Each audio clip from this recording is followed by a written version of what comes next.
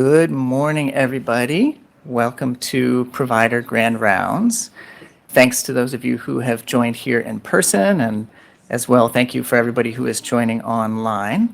The planners for Grand Rounds do not have any relevant financial or other relationships to disclose. It gives me tremendous pleasure to introduce Dr. Audrey John, who is the Stanley Plotkin Endowed Chair and Chief of the Division of Pediatric Infectious Diseases at the Children's Hospital of Philadelphia. There, she is Professor of Pediatrics and of Microbiology in the Perelman School of Medicine at UPenn. She earned her MD and PhD in biochemistry from Duke, and then completed her pediatrics residency and pediatric infectious diseases fellowship here with us. So we're very happy to have her back here today. She completed those through the special alternative pathway at that time. Her research focuses on microbial metabolism, particularly in the malaria parasite Plasmodium falciparum. Her translational interests include development of new anti-infective agents to combat antimicrobial resistance and the development of non-invasive breath-based diagnostics for pediatric infections, which I'm sure she'll tell us about today. Dr. John is an investigator in the pathogenesis of infectious diseases of the Burroughs Wellcome Fund and has been recognized with numerous honors, of which just a few are a Young Investigator Award from the American Chemical Society, Infectious Diseases. She was the inaugural IDEA Incubator Grand Prize from the Infectious Diseases Society of America and the 2023 E. Mead Johnson Awardee from the Society for Pediatric Research. Her research has been funded by the NIH, the U.S. Department of Defense, and multiple other foundations. Thank you very much for joining us today. I'll also just mention that Dr. John will be our keynote speaker for tomorrow's Fellow and Resident Research Day, so please do join us for that as well. And at the conclusion, we'll have some time for questions. So I will turn things over to Dr. John. Thank you for coming. Thank you so much, Boots, for the kind invitation, the kind introduction, and the invitation to be here. I can't even tell you how thrilled I am to be in Seattle. And even just driving in the cab last night and the city with its full utopian glory, I was like, oh, I'm so excited to be here. So I've already had a wonderful run on the Burt-Gilman Trail and excited to spend a day catching up with old friends. So really thrilled to be here. So no relevant disclosures for the talk today. And my overview, I'm just going to talk about a brief illustrative case and do a little review of malaria epidemiology and pathogenesis, talk about the general approach to diagnosis and treatment, and then at the end of the talk, I'll talk a little bit about our work on improving diagnosis of malaria and other pediatric infections. So this is a case I saw several years ago. It's a 9-year-old who presented to the emergency room with a chief complaint of fever and epigastric abdominal pain. So he'd been seen by urgent care. This was mid-July, sent home with a diagnosis of viral illness, kind of got better, then things sort of started to get worse again, returned to urgent care, and there was noted to have leukopenia and anemia on labs, had some splenomegaly, and so the urgent care contacted our hem-onc colleagues who recommended evaluation in the emergency room. And he had lots of systemic complaints on review of symptoms, but nothing localizing. And then his labs were notable for some relative pancytopenia. His LDH was up, his uric acid was up, and he had some variant lymphocytes on his smear, an abnormal red cell morphology. And so the concern really, of course, was that he might have leukemia. But fortunately, before the bone marrow biopsy was performed, the appropriate diagnostic test was obtained. And that was due to a very astute hem-onc fellow who did a travel history and discovered that this child had just recently returned from Kenya and Doha visiting friends and relatives, had gone on safari, had been in some sand dunes, turns out there was a cat at home, you know, all these relevant things. And this was the text I got from the fellow. I have a kid with malaria. And the child was positive for malaria both on rapid diagnostic test and on blood smear. So fortunately did not have to have a bone marrow biopsy and did very well. So as a reminder, about half the world's population lives in an area where malaria is endemic. And it's really sort of concentrated in lower and middle income countries. And you know, I got interested in malaria really as an infectious diseases fellow because although we all know that the riskiest time in a child's life is the newborn period, outside of those first 30 days of life, infectious diseases really are the largest killer of children. And if you think about all the different things that cause pneumonia in children and the many, many different parasitic and viral and bacterial causes of diarrhea, these 7% of deaths due to malaria are almost all due to infection with a single species of a single protozoan pathogen, Plasmodium falciparum. Although it's worth noting that we're still seeing lots of child deaths from AIDS and measles. Many preventable child deaths are on this list. But malaria is, as a single species, really a high proportion of childhood mortality. And malaria is really, the burden of malaria worldwide is really concentrated in children. So, of the roughly 250 million cases worldwide and over 500,000 deaths, so over 3/4 of those deaths are in children under the age of 5. So really disproportionate burden on children. But we still see malaria in the United States. So although we eliminated endogenous malaria in the 1950s with a number of different strategies of drainage and spraying pesticides, we still see 200 to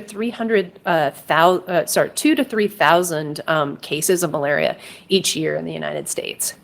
And we're probably going to see more. So COVID-19 has not done good things to malaria control worldwide. So this was a headline that I screenshotted, I think, in early 2020, like maybe April. But what has come to pass was exactly as was expected. So the zero line there would be if nothing had changed in terms of ability to diagnose or treat malaria. But you can see globally real huge drops, like over 30% drop in diagnostic testing for malaria. And then understandably, treatment has gone down as well. So malaria control had already started to stagnate, but has actually gone in the wrong direction due to COVID-19. And of course, in the post-COVID world, we have the return of travel. So there was a nice drop in imported malaria in 2020, but it's all back. Travel is back. This is domestic versus international flight searches. And even before COVID, we were already seeing massive increases in imported malaria because of the increase in travel to and from malaria endemic countries, particularly in sub-Saharan Africa. So you can see here from an MMWR surveillance paper, the increase in flights to the U.S. from Africa, and then the corresponding increase in number of malaria cases in the United States. I just wanted to highlight this data is a little old. This is 2015, but you can see Washington State does pretty good in terms of the number of imported malaria cases, although there are definitely some more in other parts of the world. So to remind you what malaria is, so this is an infection due to a protozoan parasite. All of them are in the genus Plasmodium. There are about five species that cause infections in people. Plasmodium falciparum, as I mentioned, is the most deadly of those. And Vivax and Ovale, Malariae and Nulzae are smaller numbers. And typically less deadly, although deaths do occur from all of them. And you can see the characteristic appearance of the parasite on blood smear. So the parasite lives inside of human red blood cells. And some characteristics of Plasmodium falciparum are things like these. Let's see, do I have a pointer? No. The little signet ring appearance where they look like little rings with a dot on them. There's some headphones where you see two little dots on the rings, and even forms that look like they're sort of stuck onto the cell. Those applique forms are really characteristic of Plasmodium falciparum.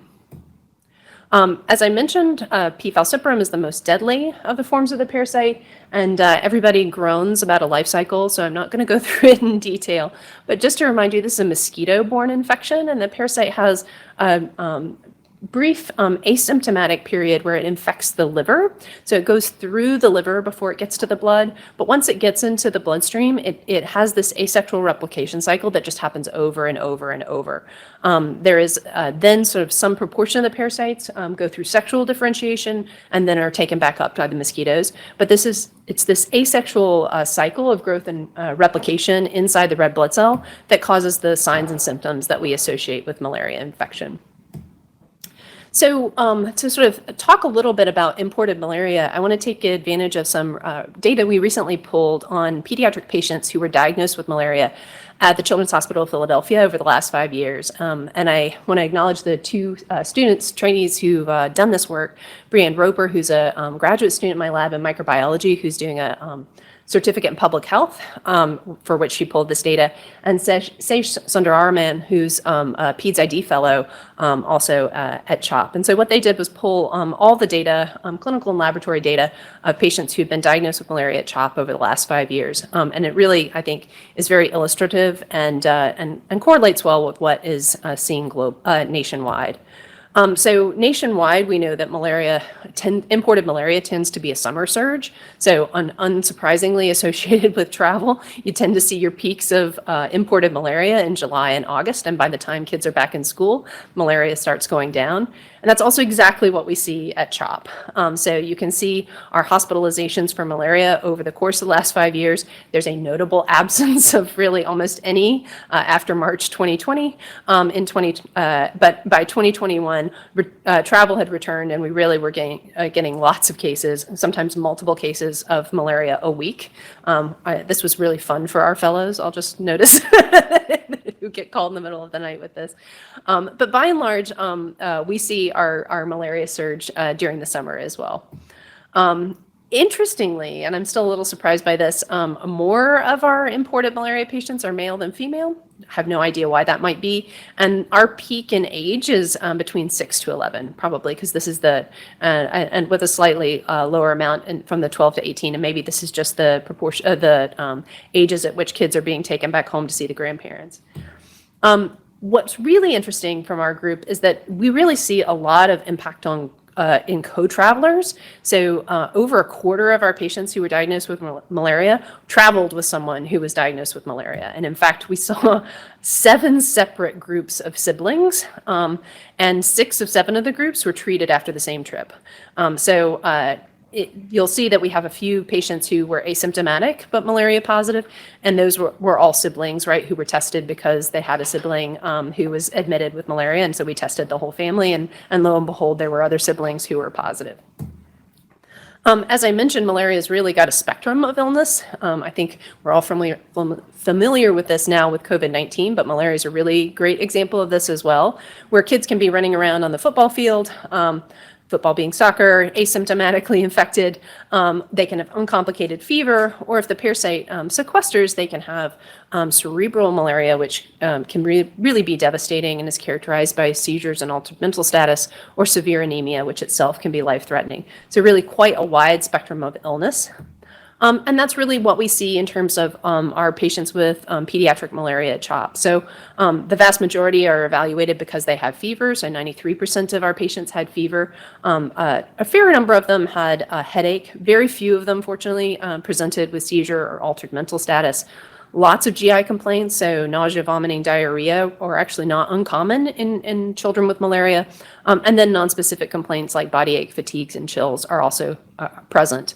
Interestingly, of course, plenty of them have URI symptoms. That may or may not have anything to do with their malaria, of course, but certainly doesn't rule out malaria if you have a kid who has a cold and a fever from a malaria endemic country. And as I noted, about 1% of our patients were asymptomatic, generally healthy appearing siblings who were presenting at the same time. So I think an important take home from our data at CHOP is really the missed opportunities for care. So almost a quarter of our patients had a previous encounter with the U.S. healthcare system where their malaria diagnosis was missed. The majority of that was actually in the emergency room where they had been seen and sent home without malaria testing. Many of them also had phone encounters or had even been seen by their PMD. And really this had not undergone malaria testing despite coming back from a malaria endemic country. So I think this is a really important take home from thinking about imported malaria, is really the importance of getting a travel history, as your friendly neighborhood ID consultant will say. In terms of how to diagnose malaria, there are really 2 classic ways that this is done globally.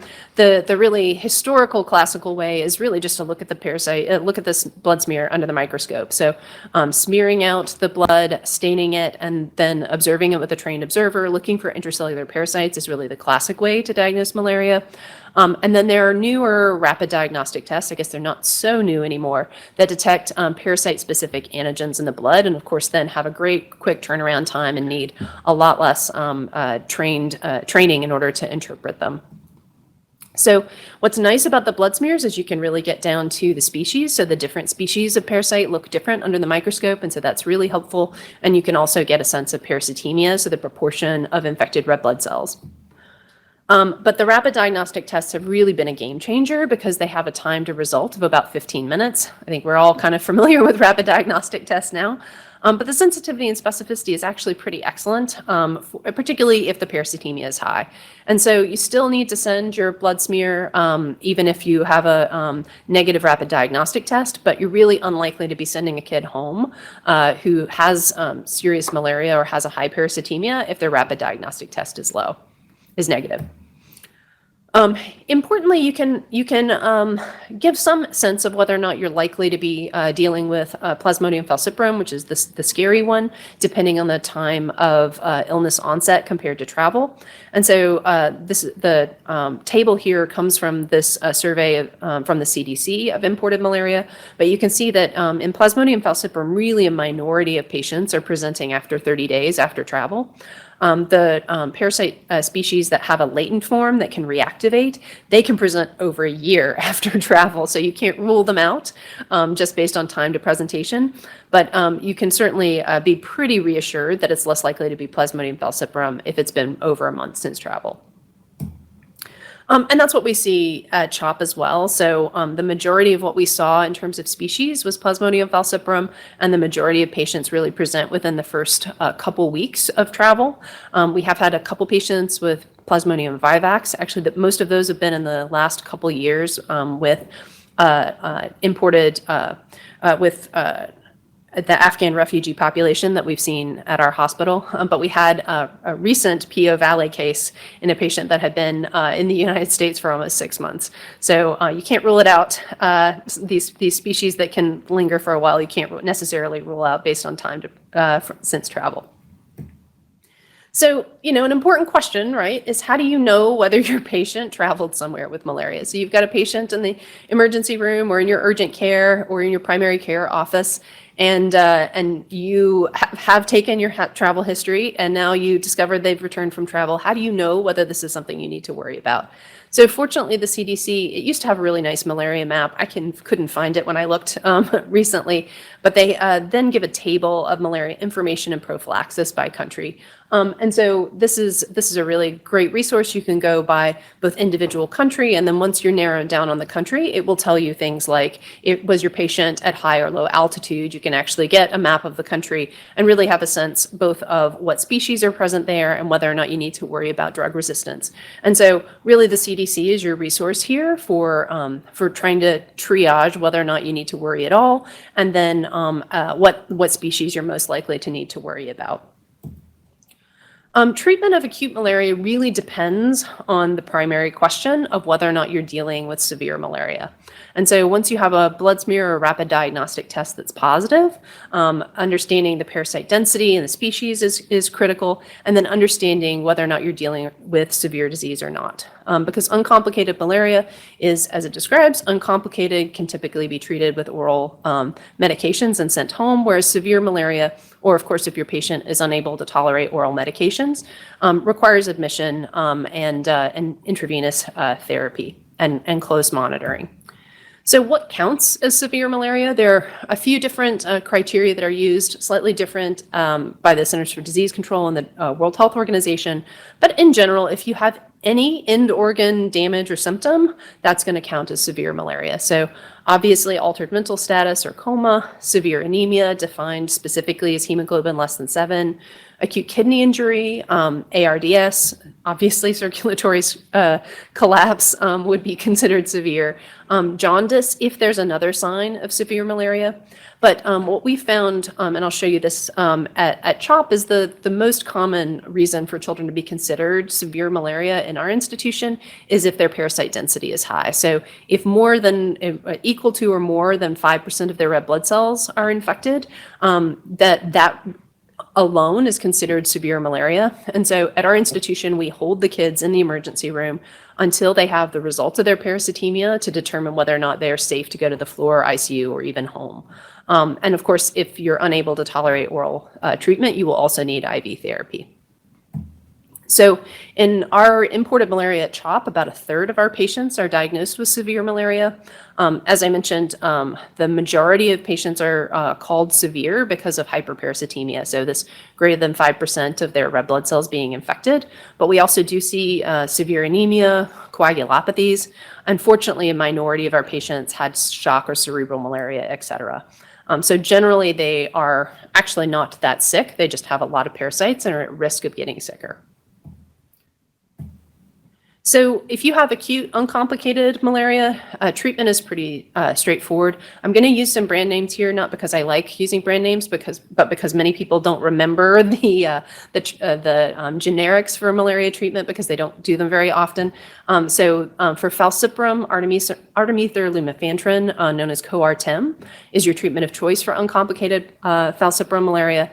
If you have non-falciparum, in general, you can use chloroquine, but Coartem is also perfectly acceptable and generally more available, and probably has a better safety profile. Atovaquone proguanil, which is known by the trade name Malarone, which is often used for malaria prophylaxis, is also a perfectly acceptable alternative. And in general, for both severe and uncomplicated malaria, you're going to follow smears and your parasitemia to assess cure.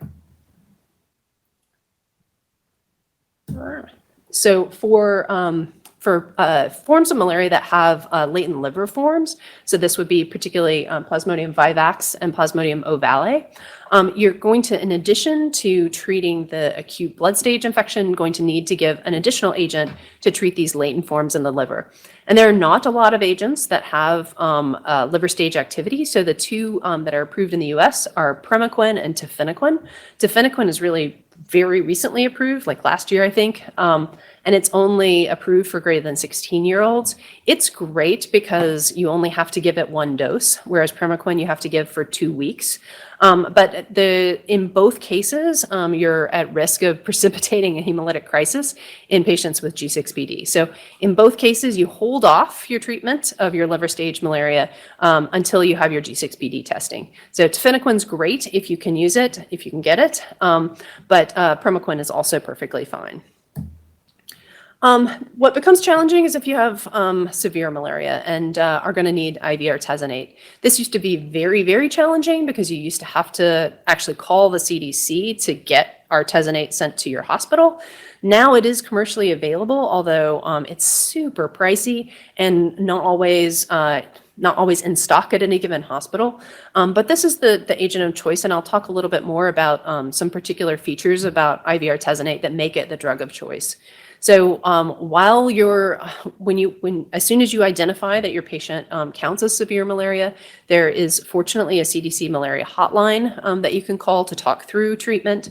There's interim treatment to give, again, Coartem, artemether lumefantrine, Malarone, which is atovaquone proguanil, or quinine if you happen to have it, while you're waiting on the artesunate. And then you'll be monitoring parasitemia to look to follow response to therapy.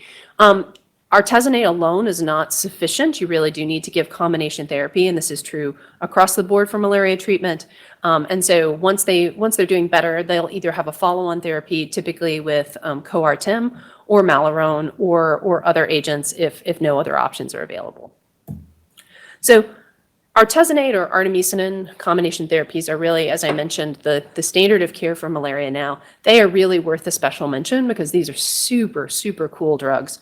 So UU2 won the Nobel Prize in 2015 for discovery of the antimalarial activity of this plant, Artemisia annua. So this was actually an ancient Chinese remedy for fever. That she used an ethnobotany approach to identify the active agent, which turns out to be this really cool compound, artemisinin. And artemisinin has an endoperoxide bridge that is very labile. So it's a super safe compound because it gets into the parasite cells where, because the parasite is chewing up hemoglobin and there's a lot of free iron there, essentially the iron reacts with it and it goes off like a bomb inside the parasite cell. So it actually is incredibly potent as an antimalarial. It's a nanomolar inhibitor vector of the parasite, but it's incredibly safe in human cells. So the safety profile of this agent is just tremendous. And it's been a had phenomenal impact on malaria control and survival in malaria endemic areas. So one of the key features about artemisinin compared to other antimalarials is this both its rapidity of action, so it kills really in minutes, but also the fact that it can treat all the stages of the parasite that are inside the red blood cell. So quinine, which had been the standard of care for severe malaria, actually only kills parasites during about one day of their 2-day life cycle inside the red blood cell, whereas artemisinin kills the whole time. And so as a result, you really get this very rapid antiparasitic effect and rapid clearance. And not unsurprisingly, then that leads to better outcomes. So there's truly better survival of patients with malaria when treated with artemisinin-based therapies such as IV artesunate compared to what had been the standard of care. So really tremendously important agents. However, there are really only a few reasons that you might not be able to give IV artesunate. So it's okay for infants. It's okay during pregnancy. It's clearly okay in the second, third trimester. There have been a few larger studies looking, post-approval studies looking at use in the first trimester. Most experts would recommend continuing to use it in the first trimester just because it's such a superior antimalarial agent and pregnant individuals are at such risk for severe malaria. Really, the only formal contraindication would be allergy, which is extremely rare. You don't have to dose adjust for hepatic or renal insufficiency, and there are really almost no acute side effects. There's some additional monitoring, but this is really related to severe malaria, not so much to the IV artesunate itself.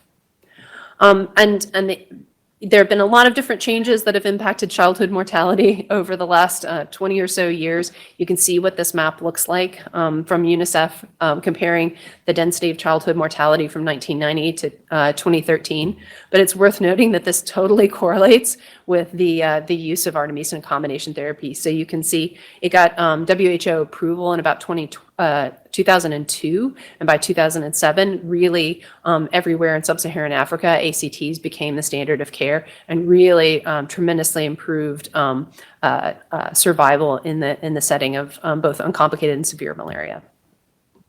The one feature of artesunate that's kind of weird that is worth mentioning is this phenomenon that's been described now of post-artesunate delayed hemolysis.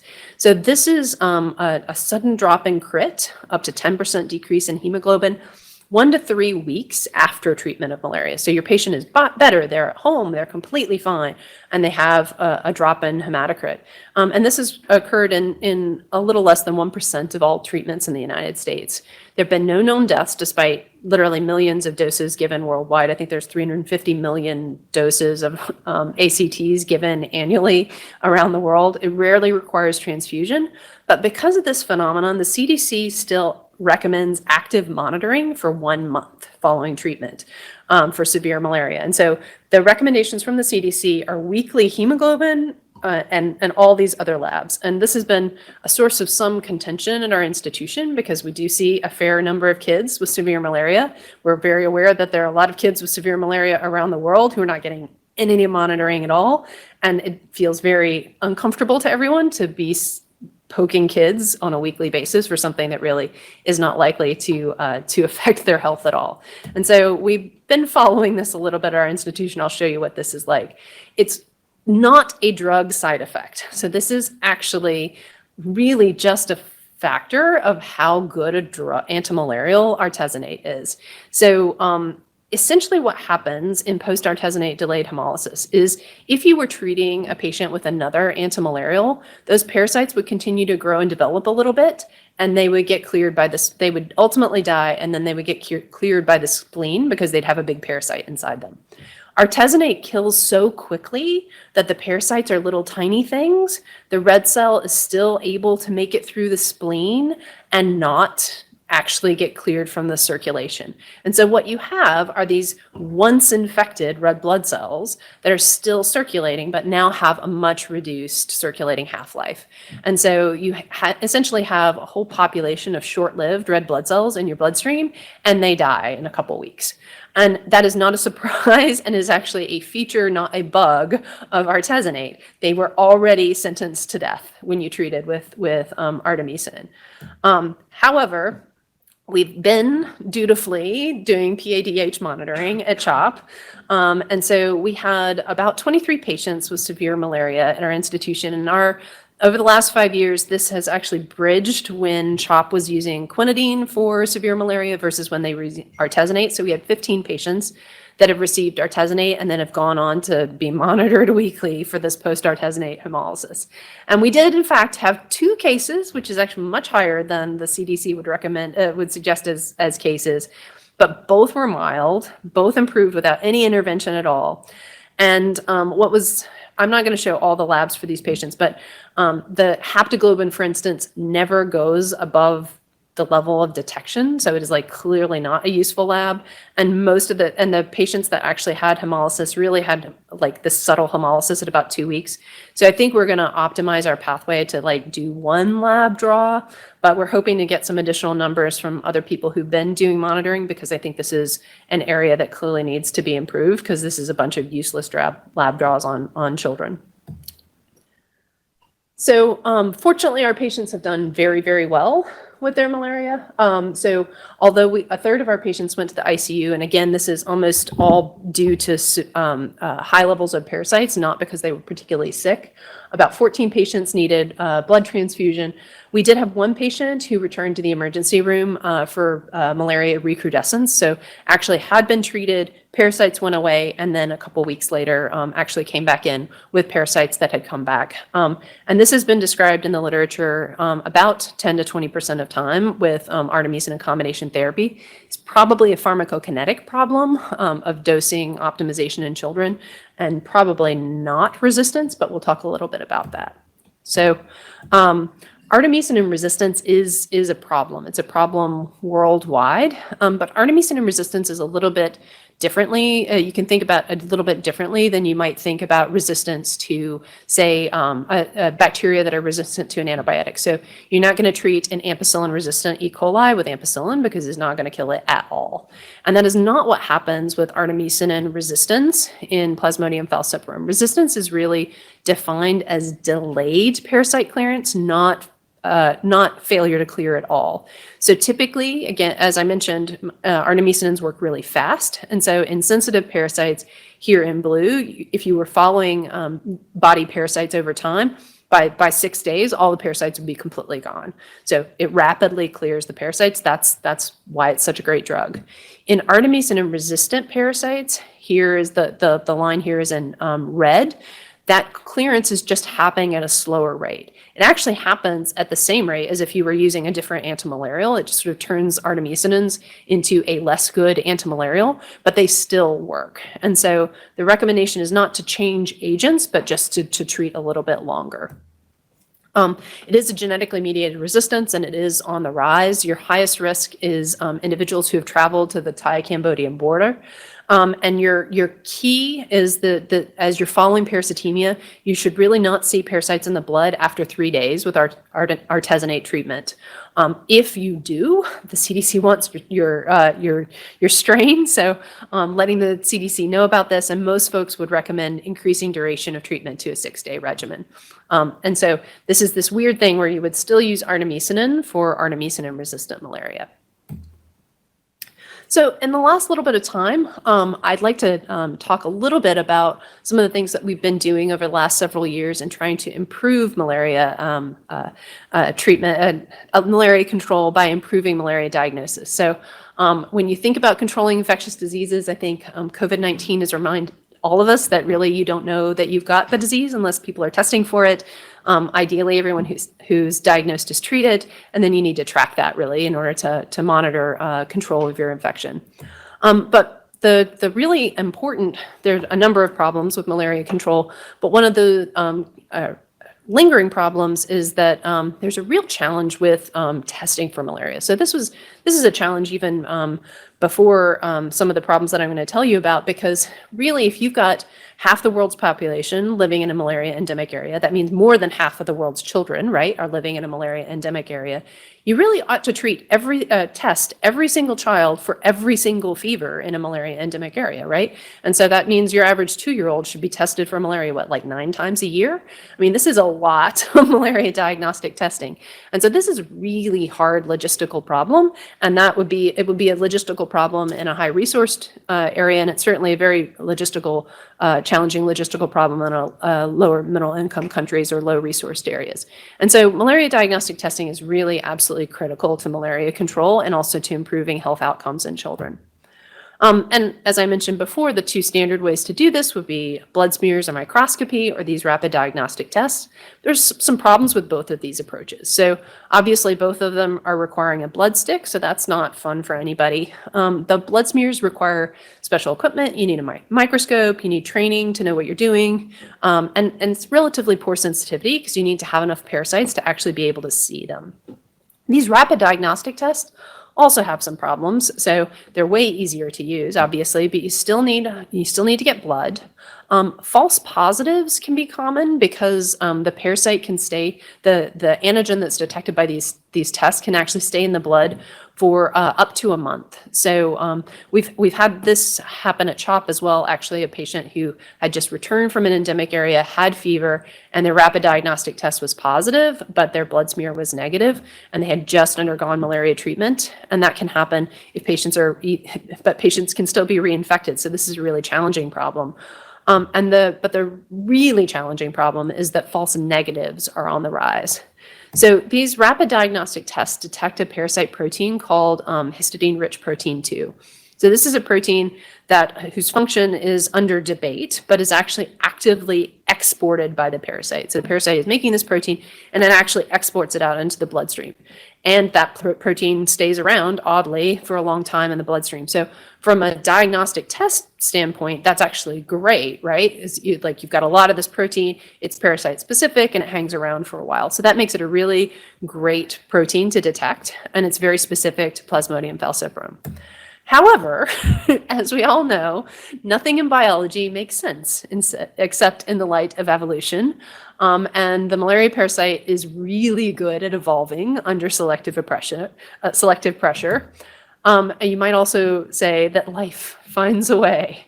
And as soon as the world really started using HRP2-based rapid diagnostic tests, the parasite discovered that it could live perfectly fine without producing HRP2 at all. So I think RDTs really started becoming common in about 2005. By 2010, we had our first reports of HRP2 negative parasites. They've now been reported on multiple continents, so they've evolved independently multiple times. And in parts of Ethiopia and Eritrea, there are now areas where 80% of the parasites are HRP2 negative. So there's been some modeling. This was pre-pandemic, so hopefully this has slowed a little bit. But the modeling is essentially that these HRP2-based rapid diagnostic tests will become useless by 2030. So we are about to lose one of our most important tools in controlling malaria worldwide. So this is really kind of a disaster that's going under the radar right now, because we're really going to be up a creek if you can't use RDTs. And so our lab has been really interested in trying to improve diagnosis of malaria. And the fundamental principle that we've been using is that people stink. And what do we mean by that? So when you smell someone's body odor, what you're smelling are the specific compounds, right, that their body is giving off that are detected by your odorant receptors in your nose. And so all of these compounds have, a discrete molecular structure, and you have really, well-tuned odorant receptors that allow you to tell the difference between, say, flatulence and foot odor. But actually, it turns out human volatiles are really diverse and really interesting. And we've been particularly interested in the collection of volatiles that are present in human breath. And this is just a map of what kind of volatiles are present in different bodily fluids of people, or effluents of people. And breath is particularly rich in that sort of light pink color there of hydrocarbons. And the reason that's important and interesting is that there's a lot of engineering around detection of complex hydrocarbons for things like bomb sniffing. So, I just went through the airport and they took my phone and swabbed it and stuck it in a mass spectrometer, right, looking for bombs on my phone, or explosives on my phone.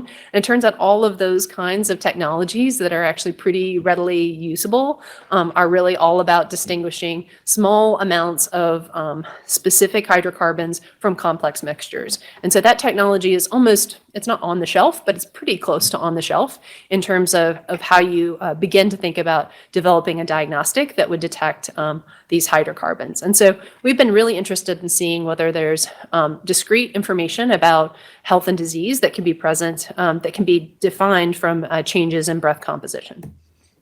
And really that's because breath is a direct window to the blood, right? Breath is by definition where gas exchange is occurring. And so if you've got any dissolved gas in your bloodstream, it's going to preferentially off gas and be present in your exhaled breath. And in this case, we've got circulating malaria parasites. And so if they're producing any volatiles on their own, those too should make it out through the alveoli and out into the exhaled breath. And so many years ago, we began looking at whether or not the malaria parasite actually produced any of its own odors. And this was work that had been started by an undergraduate in my lab, but has really progressed since there. And just to summarize a number of studies, what we found in looking at cultured malaria parasites is that they had an enrichment in a particular class of volatile compounds called terpenes, which are generally not made by people and not present, of course, in uninfected red blood cells. And so we're really finding some distinct characteristics in cultured parasites that were not present in uninfected red blood cell culture. Interestingly, we think we have a sense of what these volatile compounds might be useful for the parasite. So we collaborated with a mosquito odorant receptor biologist at Yale, John Carlson, who had this really cool system where they have fruit flies that don't have any of their own odorant receptors, and they express odorant receptors from the malaria mosquito in the antenna of the fruit fly. And that really allows you to ask the question, what does this odorant receptor actually respond to? And so you can puff odorants over the fruit fly and ask what it can smell. And it turns out that mosquitoes can smell malaria odors. So we were able to identify very specific odorant receptors in the Anopheles mosquito that respond to some of the compounds that we find produced by the malaria parasite, suggesting that maybe the parasite is actually producing odors in order to talk to the mosquito. And there's been some additional data from other groups subsequently that really show that Anopheles mosquitoes, this is the mosquitoes that transmit malaria, are actually attracted to malaria parasites in just cultured parasites. So they're more likely to feed on cultures that have parasite infection. And there's actually almost a dose response of the more parasites are there, the more the mosquitoes want to feed on them. So the mosquitoes, even though you wouldn't think it would be very good for a mosquito to want to get infected with malaria, they actually seem to be more attracted to malaria-infected cultures. And so this raises a question. So we know that mosquitoes have to nectar feed. That's how they get sugar to power their flight, but they also have to, particularly the female mosquitoes, have to feed off of people because they need that blood meal to mature their eggs. And so maybe kids with malaria might smell different. So maybe the kids are actually giving off some odors, maybe some of these plant-like odors that are similar to what's present in plants. And these kids with malaria might smell different to the mosquitoes and actually promote mosquito transmission. And so many years ago, Indy will remember this crazy idea we had of actually collecting and analyzing the breath of children with falciparum malaria compared to children who were being under evaluation for malaria, but ended up having fever from other reasons. And so this was work that Indy and I did together along with Chad Schaber, who was a then graduate student in my lab.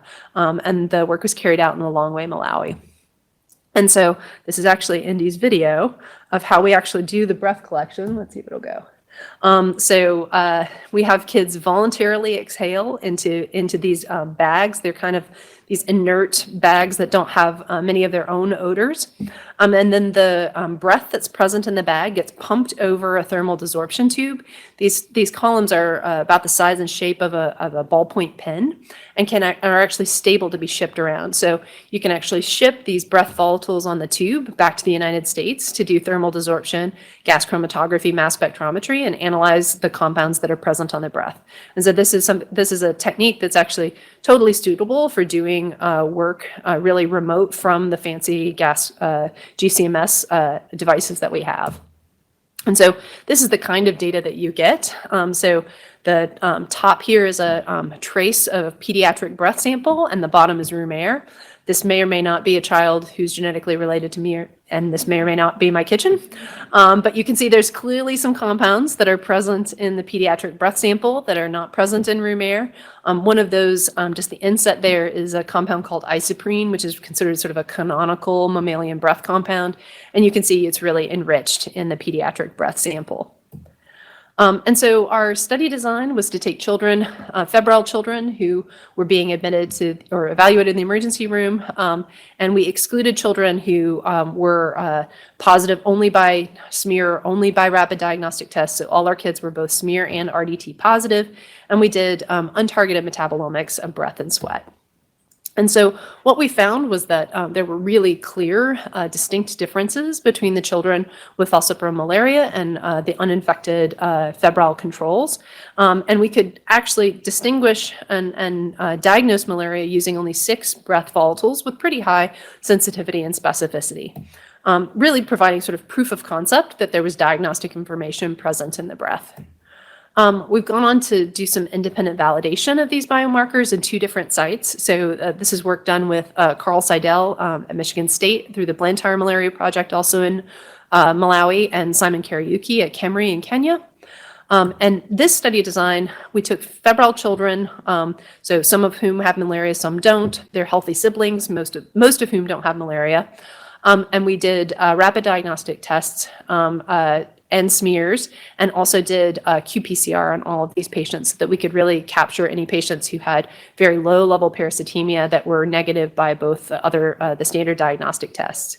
And in addition to getting breath and blood samples from all our patients at T=0, we actually also had our children with malaria return on day 3 so that we could actually see how breath volatiles change as we treat their malaria. And so what we see, this is a principal components analysis of breath from these 3 populations. It's kind of looks a bit messy until you start drawing bars around it. But what you can see is that there's really clearly distinct breath composition differerences, certainly between the healthy and any kid with a fever. So just having fever and infection alone is clearly gives a very different breath volatile profile. But our malaria positive kids tend to cluster together actually quite nicely.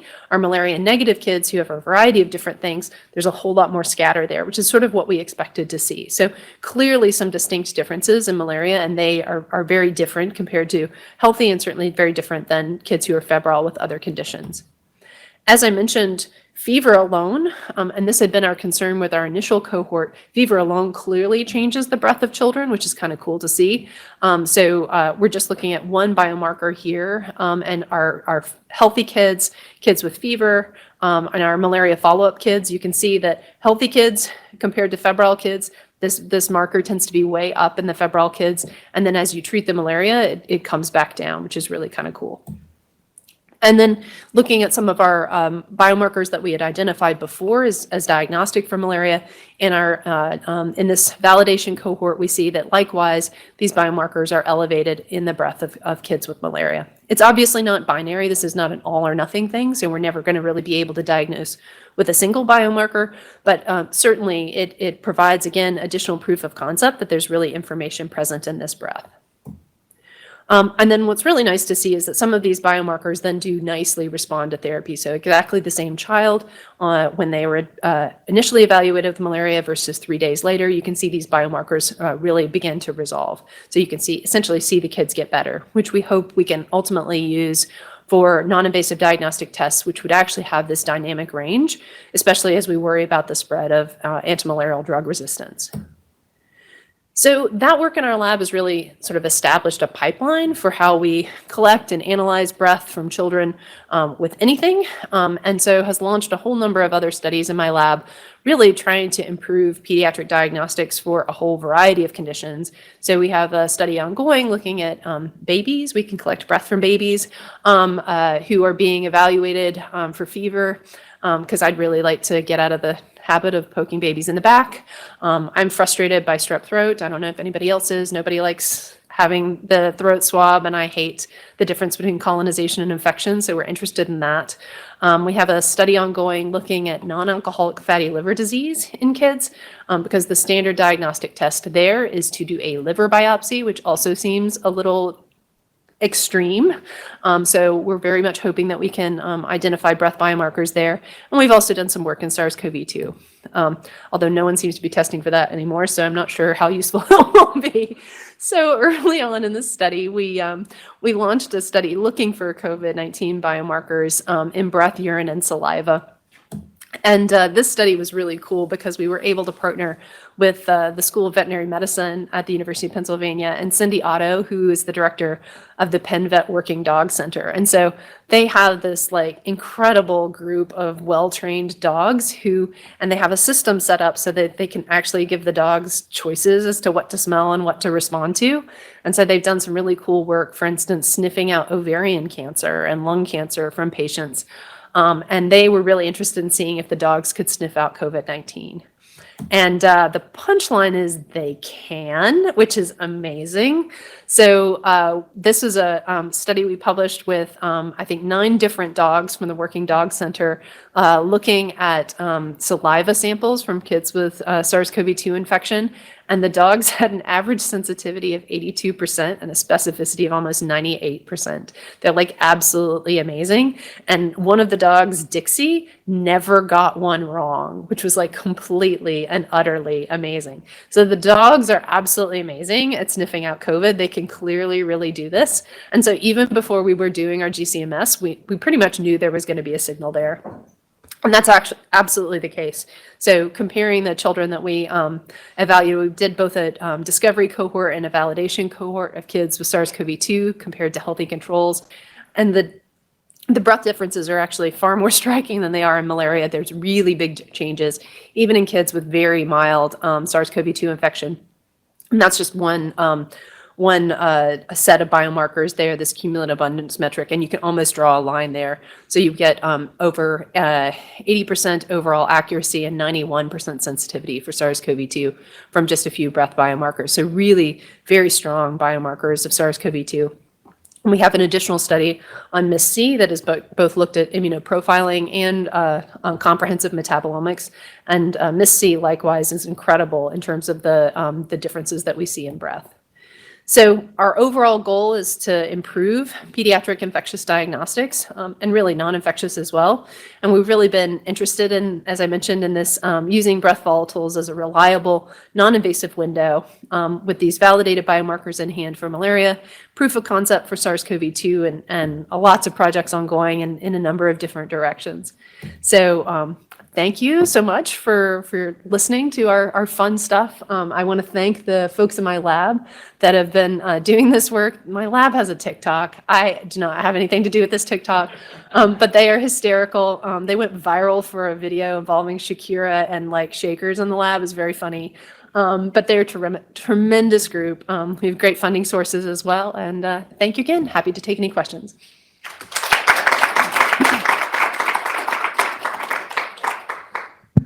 I did not come up with the @SuperCoolMalariaLab TikTok title either. That's all them. Thank you so much. I really enjoyed your talk. I have 2 quick questions. So it used to be, I thought that high parasitemia was over 10%. That's what I learned years ago. Is that true or am I misremembering? And the other thing I'm wondering is if you're at a place where on your alternative list, all you have is doxycycline that you can give IV, how good is that? The line drawn for severe is really dependent on who you're looking at, but the CDC says 5%, so that's what we use.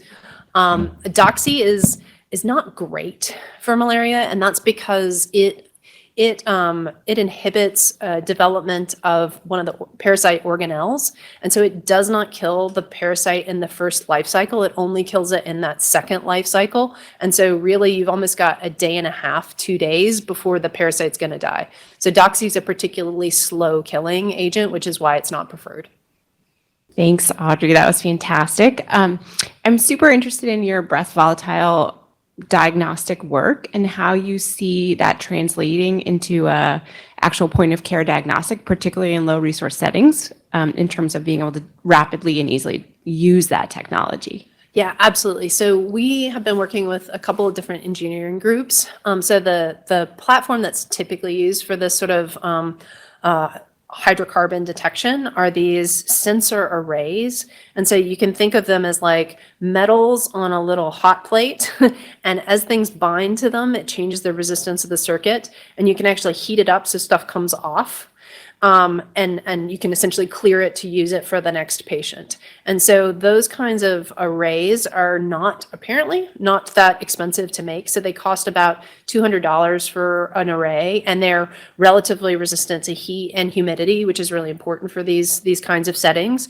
And so the device itself should be relatively inexpensive to produce, and then should be able to be used over and over and over and over again. And so it's a little bit of a challenge in trying to identify a group that's willing to invest the time and energy. So we've had some academic groups that have gone into NIH for funding for this, and they're like, oh, well, that's going to be really hard to do. Sort of like until you've got the device, they don't want to fund the device development. And then, companies that are interested in this for other things, which is part of the reason we were interested in SARS-CoV-2, we were like, oh, well, maybe if we have proof of concept and something that people want to develop a diagnostic for, then we can, essentially tune the circuit for other indications. And that turned out to be interesting because then people has stopped being interested in detecting SARS-CoV-2. So that has also not been a fruitful avenue. So we're still trying to find this like optimum proof of concept that people find commercially viable that then we can repurpose for other reasons.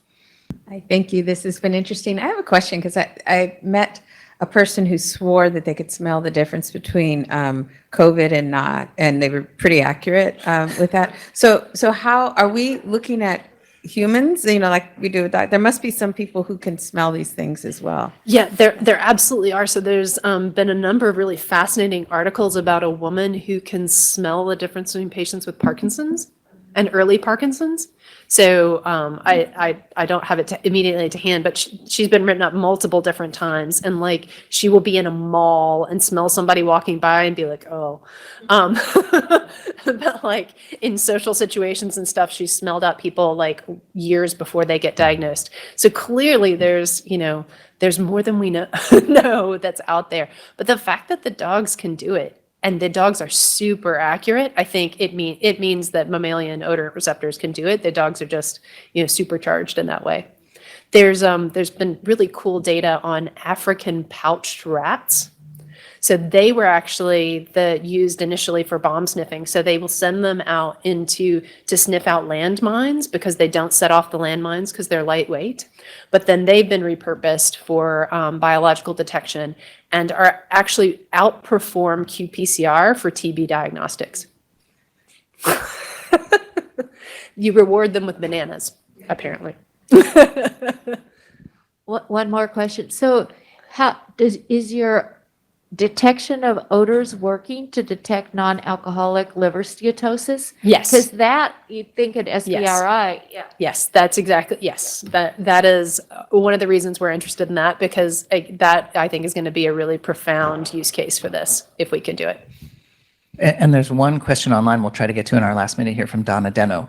A wonderful presentation. Among travelers, what is the prevalence of malaria at CHOP among children who were on malaria prophylaxis versus not on prophylaxis? Any differences based on prophylactic choice? Yeah, so I didn't show that data, but about 2/3 of our patients with malaria had been prescribed prophylaxis.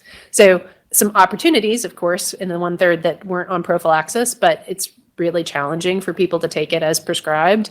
And so I don't think any of our patients with severe malaria had been on prophylaxis. So maybe some protective effect there, but certainly we had plenty who ended up with malaria despite their prophylaxis. Your COVID samples had much more sensitivity and specificity than maybe the malaria samples did. Speaking to the fact it's a respiratory infection, so that's where it's coming out, right? Along the way, anything between bacterial versus viral pneumonia, because that's, or viral respiratory infections at all, because that's where the highest burden of disease, I would imagine, compared to things like aspergillus and TB that we've had a little bit, at least domestically, of data. And Yes. antimicrobial So I'm usage super that interested in pneumonia. The challenge with pneumonia is what's your gold standard?